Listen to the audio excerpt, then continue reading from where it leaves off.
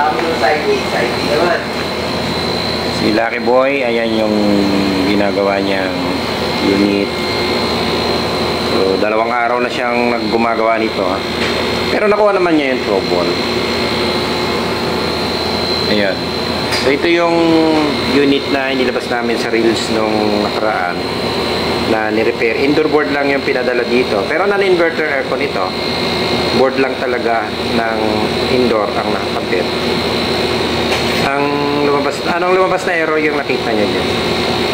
Anong lumabas na error? Namamatay ng compressor. F0 yan siguro. Sinong una namamatay? Yan. F0 ang nadidetect niya. So, ang naging problem nito, hindi manda ng compressor. So, pinalitan namin ng relay. And ini-out na, kaya lang bumalik. Hindi, namamatay daw siya after mga 3 to 10 minutes. So, pabago-bago. And ayan, tin-troubleshoot nung training natin. Yung tambay na nagti-training, ayan, na naging tao. Tambay siya. Tambay siya. Ayan, so tambay, kaysa naman kako tumambay ka sa ibang lugar, dito ka na tumambay sa shop. Ayan. So, actually nakita niya na ang problema nito, pero gagawa lang natin ng medyo ayos-ayos na paliwanag. Ayan.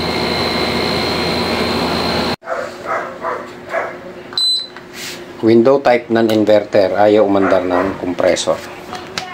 Check output papunta sa compressor. Dapat magkakaroon niya ng 220 volts from line to neutral.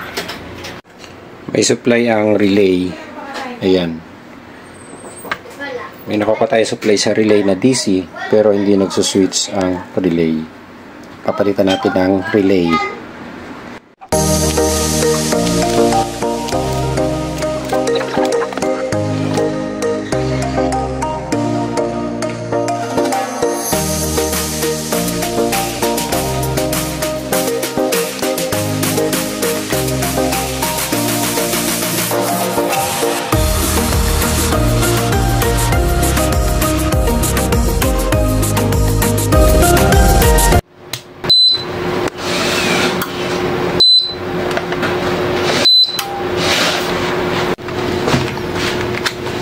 Ayan, sa pinalitan natin ng relay, ito yung pinalitan natin.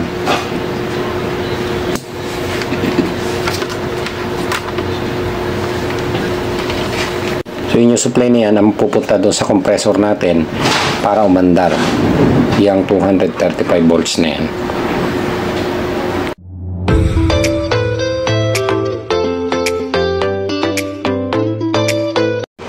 So, okay, ayan, namatay yung compressor niya. And naka 16 degrees siya ang settings namin. Ayan. Then yung compressor namatay, hindi siya nagra-run. Ayan. So 0.5 ampere. So patay ang ating compressor. Yan ang problema niya. Halos 10 minutes namamatay ang compressor. Kaya after 3 minutes nag-on ulit ang compressor. Ayan. So 5.3 ampere. So yan ang problema niya. On and off ang compressor. 10 minutes lumalamig siya, then after 10 minutes namamatay ang compressor kahit nakababa yung ating temperature. So, ibig sabihin, hindi na pa napapalamig yung room natin. Okay, so ito yung third time na namatay ang compressor. Then, naglapas na siya ng error. Ang error na pinakita niya is F0 o FO kung tawagin natin. Ayan. So, ang FO na nakikita natin na problema na ganyan, yan yung refrigerant leakage protection tawagin natin, o maaaring walang karga, walang refrigerant. Pero sa issue nito, yung unit ay malamig, okay ang refrigerant. Yan, makikita naman natin na nagtubig na rin dito sa tagal ng inobserve natin. Yan. So pag lumabas yung error na yan, F0, Ayan, so ito yung third time na namatay yung compressor and then lumabas na yung pinaka-error na ito. So yan yung ating ipapaliwanag ngayon. Okay, good day. Ayan, so ipapaliwanag natin yung F0 error na lumabas. Actually, ito yung unit na ginawa namin nung nakaraan. Dali, i-off ko lang sa bed para hindi maingay. Ayan. So ito yung unit na ginawa namin nung nakaraan na nilabas namin sa Reels. Ang problema nito na original na nakita namin ay relay. So non-inverter lang itong unit na ito. And then makikita naman namin kahit wala yung unit na kung ano yung problema mismo.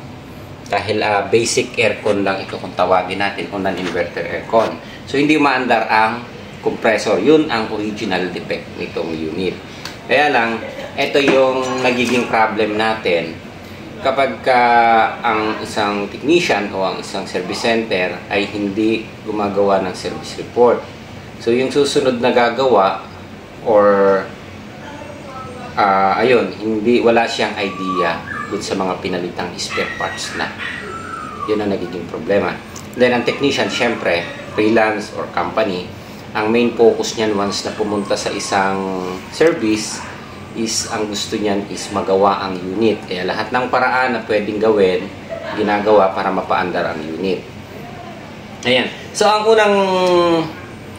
unang naging problem na nakita natin dahil board lang yung dilala dito. So yun yung relay. Nagawa natin yung relay, then bumalik yung unit sa amin na naglalabas ng error ng F0. Okay. So sa ganito, medyo lalayo ang problema dahil ang F0 is alam natin is refrigerant leakage protection. So sa ganitong senaryo, okay naman siya, lumalamig, maayos. Kaya lang kung i-check ng ibang technician, ang magiging focus niya dahil yun ang error na inilalabas niya, so maaaring magsi-system reprocess sila. Ayun. Okay. So dun malamang ito pupunta. Pero dito sa scenario na to na nakita namin, ito, nagpalit sila ng sensor.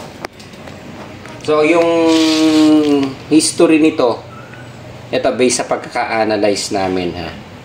Ang unang problema talaga relay, hindi nila mapaandar ang compressor. Then yung technician na nag-check, nagpalit ng sensor. So hindi pa rin napagana. Kaya lang ang naging problema, yung sensor na ibinalik dito ay hindi na ibinalik yung original.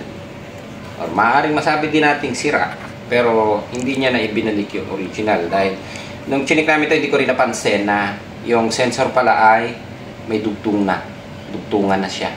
So hindi na siya yung original sensor na nakakabit dito dahil yung dinala din sa amin ay board lang. Okay. So i-check natin itong sensor na to. Ayan. So yung sensor na ito ay yung nakakabit dito sa evaporator. So ang tawag natin dito ay anti-freeze.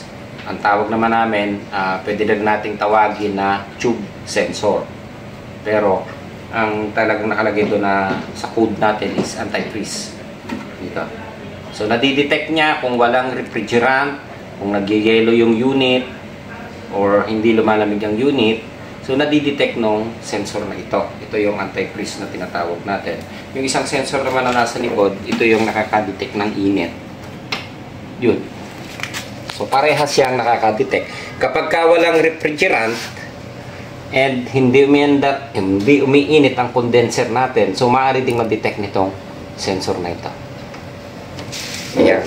So ito yung nakakabit. Ito yung kulay red naman. Okay. So ang brand pala nito is L.I. Colin. Yan. SOCAG 150. So papakita ko lang yung sukat nito. Ako kunin ko yung tester.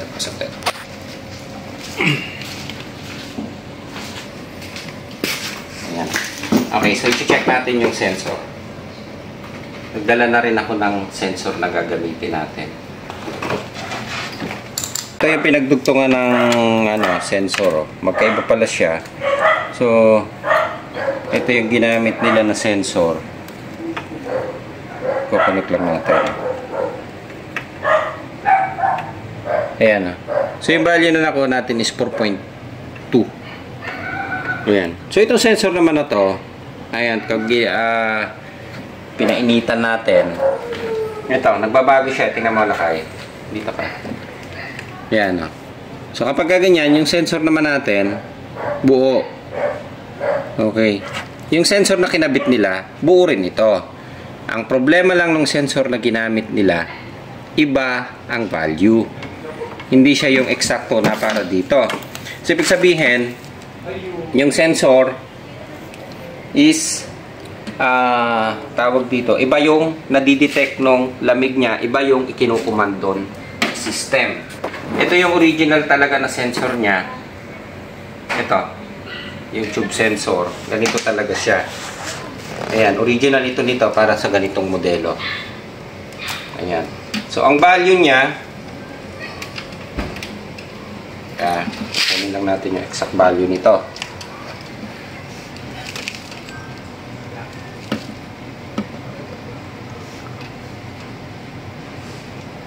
Ayan. Ang value na nakuha natin is 16.7K. So, ang layo dito sa diferensya nung ikinabit nilang sensor. Ayan, o. 3.9 o 4K. So, 4K ang value na ikinabit nila. Kaya, namamatay. So, magkaiba siya ng value. Kaya, ang nadidetect niya, F0. So, magiging conclusion natin kapag ganito, naglabas ng error na F0 is refrigerant. So, yun nga yung inan natin. Mapupunta sila sa system process. So, ang problema lang pala is yung problema niya dati ay isang relay, hindi umaandar ang compressor, kaya lang dahil tin-troubleshoot, nagpalit sila ng sensor dahil gusto nilang magawa ang unit, akala nila sa sensor, yung pala nasa relay ang problema hanggang sa mapunta sa ibang technician or mapasa sa ibang technician. So, yung trouble ng unit ay parang hindi siya papunta dun sa mabagagawa, papunta siya dun sa palayo ng palayo yung problema. Okay? Ayun. So, sa ganito namang paraan, kaya importante kasi talaga, lalo na kahit nasabihin natin freelance, magawa ng service report, then, kung ano yung nakita nilang problema, yun yung ilalagay nila. Then, yung spare parts, i-take note nila doon, ilalagay nila doon sa service report kung ano yung napalitan, kung ano yung value, yung ipinalit, at kung ano yung original na tinanggal nila. Para may idea yung susunod na gagawa. Ayun. So, sa part na sa ganitong klase na problema, na kung magbe-base lang tayo doon sa nakita natin na error code, magkakaroon tayo ng problema. Mapupunta tayo doon sa, sabi ko nga, baka mauwi tayo sa pagsisystem reprocess kasi ang susundin natin ay yung error code na nakita natin dahil ng refrigerant leakage. Okay, yung pala, nandun lang sa sensor. Ayan. Actually, ang nag-troubleshoot nitong huli ay si Lucky Boy, yung nagka-cameraman ngayon. So, nakita naman nila, nagpalit sila ng sensor, nag-actual sila ng, dahil chinek nila, nagpalit sila ng sensor na mas mataas. Ito 20K to eh. Kaya 20K, hindi na yun para dyan. Sobrang taas na. So, yun yung ikinabit. Then, hindi naman siya namatay na. Tuloy-tuloy yung andar. Kaya, may idea na sensor ang problema niyan. Kaya lang kailangan natin kabitan ng original na sensor. So, ito na yung original na sensor. Ayan. So, ikakabit na natin. Yung isa, ito yan, yung room temp sensor, buo naman siya. So, hindi na natin papalitan. Ito lang yung kakabit natin. Yung sensor siguro nito na tinanggal, tingin ko okay pa siya. Maayos pa. Kaya lang, nauwi sila doon sa pag-replace ng sensor. Dahil gusto nilang paandarin yung... Ayan. So, okay na. Nagrun na ulit ang compressor natin ng tuloy-tuloy. Hindi na siya naglalabas ng error. Ayan. So, one speed ang andar ng compressor nito dahil na inverter. So, iba to sa inverter. Ayan. So, i-off lang muna natin para hindi maingay. Ayan. So, okay na siya. So, ito yung isang advice lang natin. Siguro, kapag gumagawa kayo ng ganito, kung like nagpalit kayo ng sensor, gawan nyo ng listahan siguro. kung ano yung original na value at kung ano yung ipinalit nyo. Then, kung hindi gumana, kasi importante kasi pagka ganito mga sensor, kung anong brand yung gumamit, yun ang sensor na gagamitin nyo. Huwag nyo nang i-eksperimento kasi kailangan nyo yung original na sensor na ginagamit nito. Kasi yung program ng system nito, kapag nagpalit ka ng sensor o nag-change value ang sensor mo, maglalabas ng error yan. So, doon kayo malilito kapag naglabas ng error na hindi nyo maintindihan. Katulad yan, F0 ang nilabas niyang error.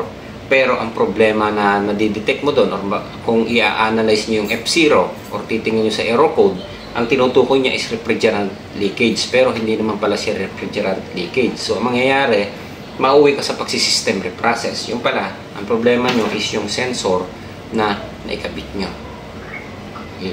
So, ganito yung technique na lang siguro na gagawin nyo. Kapag okay ang lamig, okay yung init ng condenser, wala naman kayo nakitang leak, hindi naman nagpupusin yung tubo, so, pwede kayo mag-check ng sensor. Doon kayo pupunta sa pag-check ng mga sensor. Kasi ang sensor, kung ang dinidetect niya is init at saka lamig. Ngayon, kung yung sensor na ginamit nyo is iba ang value, so yung lamig o yung lamig or init na nadidetect niya, hindi siya nag-compatible doon sa binabasa ng system niya. Kaya ang na-detect niya, kumbaga is, katulad nito is refrigerant leakage ang na-detect niya dahil yung sensor natin ay mababa, 4.3 ang nakakabit eh. So, hindi niya nadidetect yung lamig ng ating tubo. So, nadidetect niya walang karga. Pag walang karga, ibig sabihin, hindi lumalamig yung ating evaporator. So, ang pumapasok na binabasa ng ating system, walang kargang refrigerant or may leak or nagpo-frozen ang ating tubo. Yun. Okay? Kaya medyo tawag namin is mapapalaot ang problema o mapapalala, mas lalong lalala ang problema. Ngayon na ang dapat is relay lang sana yung papalitan natin. Ayun. Pero kung naibalik siguro yung original sensor, tingin ko buo pa yung original na sensor na tanggal dito. Kaya lang, wala na dito, ibang value na. Ayan. So, okay na tayo dito. Ayun lang. So, yung advice lang natin na dapat pag gumagawa tayo dito, take note natin kung ano yung mga sensor na nakakabit and ano yung ipinalit natin. Pwede namang trial and error, katulad nung ginawa ng aking si Lucky Boy. Gumamit siya ng iba-ibang value ng sensor. So, hindi ko siya binigyan talaga ng original na sensor pa nito habang nagto-troubleshoot kahit alam kong may stock ako ng sensor nito. Pinabayaan ko sa kanya na matuklasan niya yung problema. Ano, Lucky Boy? So, natuklasan niya na sensor dahil nagpalit siya sa trial and error. Nagpalit siya ng mababang value, katulad din nun, itinaas niya ng konti, tumagal, hindi kagad namamatay ang compressor, tumagal ng mas matagal. So, nagpalit siya ng mas mataas. So, ito nga yung nakita niya is 20K ito eh. So, hindi na namatay ang compressor. Kaya lang, katagalan, maglalabas pa rin ito ng error dahil hindi pa rin yun yung eksaktong sensor niya. Ayan, okay. So, pwede naman kayo mag-trial and error. Meron akong isang ginagawa dito para makita nyo kung ano yung eksakto. Kaya lang mahirap yung ano. Alam nyo yung trimmer na volume, parang volume control. Yun, nilalagyan namin ng paayon. Then, unti-unti namin iniikot kung alin yung magmamatch sa kanya. Pero sa ganito naman, sa sistema ng ganito, like katulad nito, Colin, ang parts naman nito is available. Ayan, okay. So, tapos na tayo. Okay na rin ito. Sa ganitong unit lang, dapat kapag ka magpapalit ka ng sensor, importante kasi ang sensor dito kasi siya yung nakaka-detect ng mga problema ng unit. Ngayon, kung nagpalit kayo ng sensor na ibang value, ibang problema ang madidetect niya. Kaya ang mangyayari, yung problema nyo is palaot ng palaot o palala ng palala. Kaya pagka ganito, nagpalit kayo ng sensor, make sure na yung sensor na ikinabit nyo is galing doon sa kanyang series model o sa kanyang brand. Hindi yung pwedeng gagamit ka galing sa LG, kakabit mo dito sa Colin, o Colin, kakabit mo sa Panasonic, kakabit mo sa iba-iba. So magkakaiba sila ng value. Bawat sensor, bawat unit, bawat brand, bawat series magkakaiba ng sensor, magkakaiba ng value. May nagkakaparehas pero usually magkakaiba sila. Dahil ang format ng system nila at format ng system ng ibang brand ay magkakaiba. So, kung magkaiba ng format, ibig sabihin, iba ang sensor, iba ang babasahin niya sa sensor. Hindi pwedeng mataas, hindi pwedeng mababa, dapat eksakto. Ayan. And then, magti-take note kayo lagi. Kung ano yung kinalas nyo, i-take note nyo. Then, kung ginagawa nyo is eksperimento, katulad nung ginawa nung technician namin, in-experiment niya, nag-umpisa siya sa, nakuha niya is mababa, 4.3, yun na yung pinakamababa halos na nakukuha natin sa sensor.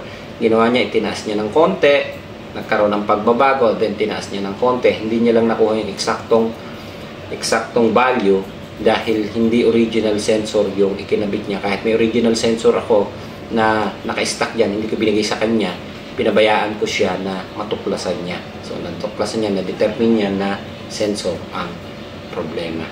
Ayun. Then ngayon, kinabitan natin ang original sensor na. So, okay na yung unit natin. Relay lang, nauwi sa sensor. Okay? So, ayos na. Okay.